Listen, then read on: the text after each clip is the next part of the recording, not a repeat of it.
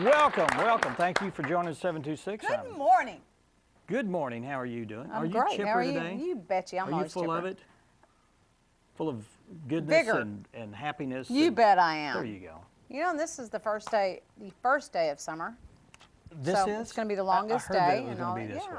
Of course, by the time you watch this, it will be long gone. But yeah, my son turned 14. What's today? Wednesday. Monday. And he went and took his written driver's test. That's, he's been living for that, to turn 14 and go do it, and he didn't pass it the first day. And Did he not? No, but that's quite common, I believe, from what the officer said. And then he went back yesterday. Was it a written test or a driving Written, just test? the written. Just the written. So he went back yesterday. He studied the book again Monday night, and then went back and took it yesterday, passed. Yeah. So we have a new driver in the house. So he gets to drive. There's no driving test for him? Or No, do they ever drive? no. He's a little nervous about it. He doesn't want to drive out anywhere public, really, yet. But, he's only driven a couple of times yesterday, and I'm supposed to take him out today and go with him. So it's exciting. In the convertible? No. Sorry. Have you got an old jalopy that you're going to use? Or? We have an old Dodge truck that he drove yesterday, and then Richard let him drive the Tahoe yesterday. Huh? So he got to drive the good rig. Did you ever have any accidents when you were first driving? No, I didn't. Not even minor ones? No. Where you may have run into things or? I don't think so. I don't remember it being an issue that I had a problem with it. I'm sure I was very conservative, same as him. He doesn't want to drive, out on a public street quite yet, which is, I'm glad. Yeah. But, there again, I told him, I said, you could have driven if we'd brought the right vehicle. He's not driving my 6-speed, sorry. But he doesn't know how yet. But I said, you can drive home from the state police headquarters. He's like, Really? So, well, that's, at least he's now, cautious. me, I probably That's good. would have. I would have wanted to get in there and go. I probably would have too. But it's all right. What was your first car? An AMC Spirit. Really? The old defunct car manufacturing company? I AMC. guess. It was one that my American. mother had found she used to sell real estate, and this couple had this car that they hardly ever drove. It had 5,000 miles on it, or not even that much. Kept it in their garage. It was neat and clean and very well kept. And she got it for a really good price. How long did you keep it? I don't know. I traded it in for a Toyota Celica when I wanted to be a little sporty. There you go. Yeah.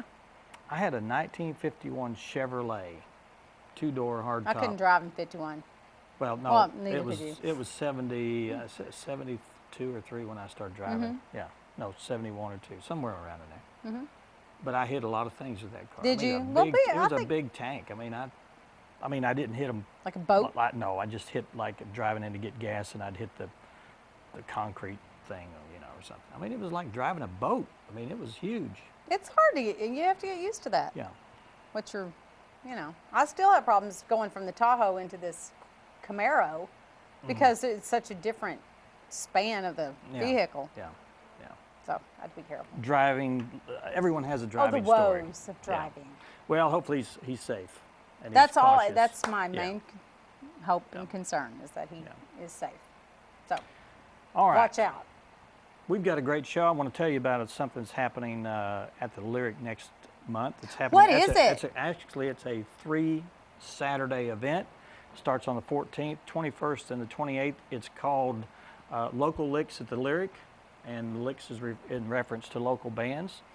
And what we're planning, the concept of this whole thing is to introduce local bands to the Lyric, which I don't think has been done in this way before. And I've talked to some of the bands It's around. a good concert venue for those bands. It really is a good concert venue. And when I mentioned it to the music community around here, they were like, "Whoa, this is awesome." I mean, they play at the park and they play, they played at Uncommon Grounds and that thing, but it's not really the same because they'll be playing in the same venue as some very well-known people. Professional type. So. You bet. And it's coming up. We've got a poster to let people know about it. If you see this around town, take notice of it because There it is. we just want you to keep that in your mind. Check those dates, July 14th, 21st, and 28th. You'll have 2 bands for the price of actually Very less than reasonable price. What? I had is a the price? lot of help on it. I'm actually spearheading this event, and I talked to all these bands, and I did an open call. I said, if you guys want to be involved in this, let us know. And every one of the bands, and I offered them a split of the door, and every one of them said, no, we're going to give that money back to the Lyric. We feel that strongly about how important this is. So they need your support, and if you would like to come see these bands, they're local bands.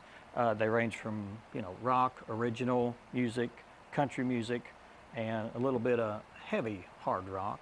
I think on the last day. A little bit for everyone's taste. And we try to match the bands up, but there's the second Saturday, there's a country band and a I don't know if you'd call it rock, but it's just original kind of music. And we were a little worried that they wouldn't fit together, but the bands are saying, we don't care if we fit, we're just having a great time playing together. It's $5 per ticket. And can't beat that. Yeah, and it's for both bands. So, I mean, you can come and stay for the whole concert. It'll be a 3-hour. We're trying to limit it to a 3-hour, so it's not just really long.